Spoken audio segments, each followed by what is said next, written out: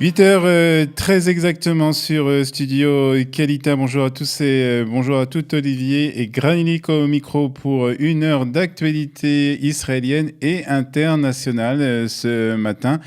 Depuis donc Studio Kalita, je vous rappelle que pour nous suivre, vous pouvez télécharger notre application, une application que vous trouvez sur Apple Store ou Google Play, ou bien nous suivre sur notre site studiokalita.com. Une heure d'actualité, donc comme je vous le disais, une heure d'actualité israélienne et internationale avec dans quelques instants les grands titres de l'actualité israélienne ce matin. À 8h15, notre premier invité, nous serons en direct avec le président du FSJU, Ariel Goldman, qui a rencontré hier avec d'autres membres de la communauté juive de France, le Premier ministre Benjamin Netanyahou, qui se trouve actuellement en visite en Europe. 8h25, ce sera Eliana Gerfinkel qui sera avec nous pour nous parler d'histoire. Et 8h35, la revue de la presse et des médias israéliens. 8h50, notre invité de la seconde partie de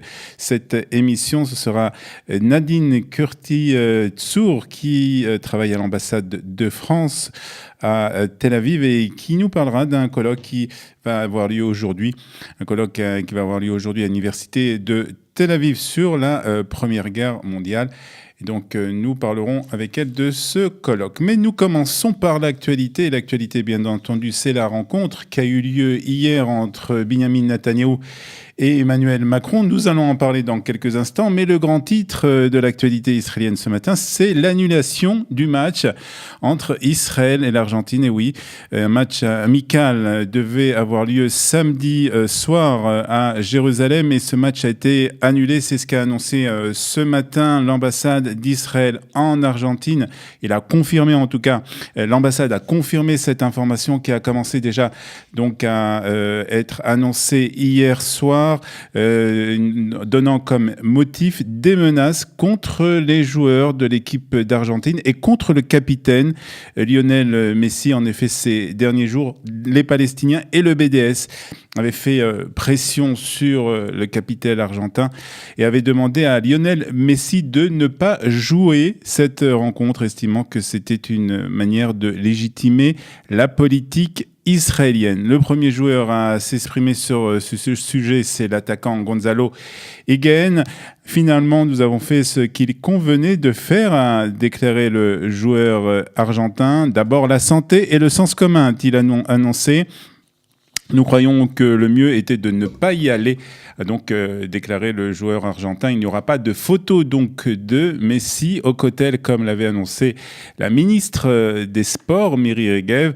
Beaucoup, comme nous le verrons dans la revue de la presse à 8h35, accusent la ministre d'avoir favorisé cette annulation en insistant pour que le match ait lieu à Jérusalem et non à Haïfa comme cela était prévu. Pour le moment, il n'y a pas beaucoup plus d'informations concernant les modalités de remboursement pour tous les Israéliens qui avaient acheté des places pour le match de samedi soir. Mais bien entendu, c'est beaucoup de déception pour des milliers d'Israéliens, en particulier des enfants qui attendaient ce jour-là et qui attendaient à rencontrer leur idole Lionel Messi. Cela n'aura donc pas lieu. Rencontre Netanyahou-Macron hier à l'Élysée. Il a été question, bien entendu, de l'Iran et de l'accord sur le nucléaire, accord que les États-Unis ont décidé, comme vous le savez, d'abandonner. Les deux dirigeants se sont, bien entendu, aussi entretenus de l'influence croissante de l'Iran dans la région et de l'accord aussi, l'accord du nucléaire de 2015. Emmanuel Macron a déclaré que la France partage les préoccupations d'Israël à propos de l'Iran. Le président français a aussi souligné l'importance de l'accord avec la République islamique, mais a affirmé qu'il devrait être complété par un accord supplémentaire qui ciblerait le programme de missiles balistiques du pays et de l'activité de Téhéran dans la région.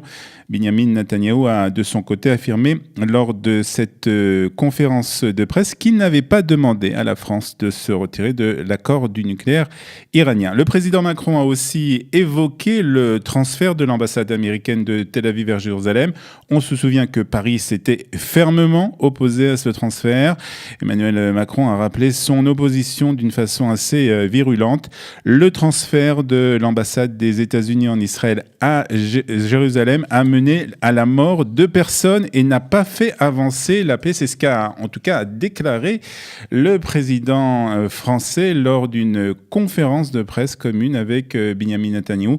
Si cela mène à la mort, ce n'est pas une fête, c'est ce qu'a déclaré donc Emmanuel Macron alors qu'il se trouvait juste à côté de Benyamin Netanyahou. Le but aussi de la visite de Benyamin Netanyahou à Paris était l'inauguration de la saison France-Israël 2018 qui s'est donc ouverte hier au Grand Palais à Paris en présence du président français. Benyamin Netanyahou a rappelé que l'État d'Israël avait été fondé il y a 70 ans sur les valeurs qui sont semblables aux valeurs françaises, liberté, égalité et fraternité, soulignant les principes démocratiques de l'État d'Israël.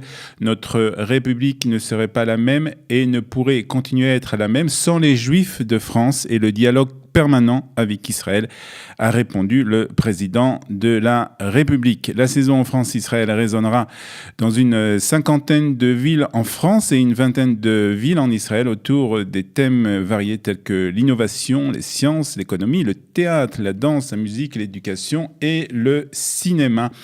Benyamin Netanyahou devrait s'envoler ce matin pour Londres, dernière étape de son périple en Europe. Et puis, Benyamin Netanyahou a aussi rencontré hier une vingtaine de responsables de la communauté juive de France. Le Premier ministre a révélé que de nombreux attentats en France avaient été déjoués grâce aux services de renseignement israéliens.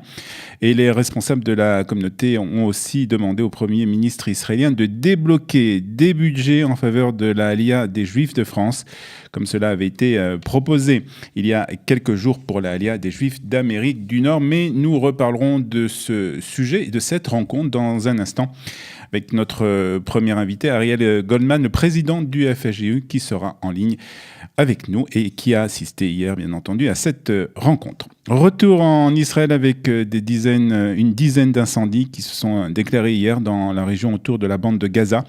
Depuis le début des émeutes à la fin du mois de mars, ce sont plus de 600 cerfs-volants qui ont été envoyés en Israël, mettant le feu à plusieurs centaines d'hectares. Et le KKL a menacé hier de poursuivre en justice le Hamas devant un tribunal international pour les graves dommages causés aux terres qu'il possède dans la zone entre Israël et la bande de Gaza par les cerfs-volants envoyés donc en Israël, ainsi que par les tirs de roquettes et les obus de mortier. Il est inconcevable que la communauté internationale ne tient pas responsable le Hamas des dégâts contre les citoyens israéliens et contre l'environnement pour les graves dégâts causés par l'envoi de cerfs-volants incendiaires. C'est ce qu'a déclaré Daniel Attar, le président mondial du KKL, après avoir fait une visite dans la région sinistrée. Et puis Avigdor Lieberman ne pense pas que l'amélioration des conditions humanitaires dans la bande de Gaza mettra fin au terrorisme. C'est ce qu'il a en tout cas déclaré hier lors d'une conférence des experts comptables qui s'est tenue à Jérusalem. Quiconque pense qu'améliorer la réalité civile et humanitaire à Gaza empêchera les cerfs-volants et les incendies se trompe et trompe les autres, a déclaré Avigdor Lieberman. Il semblait réagir aux propos de Benyamin Netanyahou qui avait été prononcé la veille donc par le Premier ministre pendant sa visite en Allemagne et aux propos d'un responsable de l'armée israélienne la semaine dernière. Nous explorons des options variées pour empêcher un effondrement humanitaire dans la bande de Gaza, avait déclaré Benyamin Netanyahou lors de sa rencontre avec la chancelière allemande. Et puis le ministre de la Défense, Avigdor Lieberman, a aussi déclaré que les appels du guide suprême iranien Ali Khamenei sur l'enrichissement de l'uranium relevaient de la panique et l'hystérie. de Téhéran face à l'instabilité de la République islamique. Et puis nous terminons avec les forces israéliennes qui ont arrêté hier un habitant de Jérusalem-Est, soupçonné d'avoir eu l'intention de vouloir assassiner le Premier ministre Benjamin Netanyahu et le maire de Jérusalem, Nir Barkat, sur les ordres d'une organisation basée en Syrie. Le principal suspect, un arabe israélien âgé de 30 ans, a été arrêté le 24 avril dernier. 2 autres suspects ont été arrêtés dans les semaines qui ont suivi. C'est ce qu'a indiqué un communiqué du Shin Bet. Les actes d'accusation ont été déposés contre ces 3 personnes le 27 mai, mais l'affaire a donc été gardée sous silence jusqu'à hier. Et donc les révélations ont été publiées donc par le Shin Bet. On termine par la météo de ce mercredi 6 juin. Il fera aujourd'hui 29 degrés à Tel Aviv, 30 à Jérusalem, 38 degrés à la mer Morte et 40 degrés à Eilat. Voilà, c'est les principaux, les grands titres de l'actualité. Ce matin, nous y reviendrons bien entendu lors de la revue de la presse et des médias israéliens à 8h35. Dans quelques instants, notre premier invité, c'est le président du FSJU, le Ariel Goldman, qui sera avec nous depuis Paris.